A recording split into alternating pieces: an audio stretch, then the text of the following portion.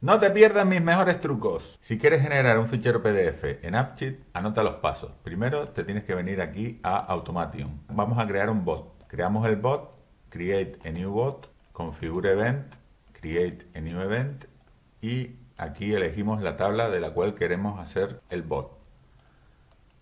Add a Step, Create a New Step y aquí le decimos lo que queremos hacer, que es crear un fichero PDF. Luego tendríamos que darle a Create para crear la plantilla del PDF, el formato con el que se va a ver. Y lo abrimos. Esta sería la plantilla.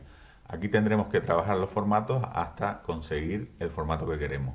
Luego, una vez hecho esto, simplemente tendríamos que crear una acción para abrir el PDF. En este caso, tendríamos que crear una acción tipo Go to a website y escribir esta ruta para que nos genere el PDF. Suscríbete para más trucos.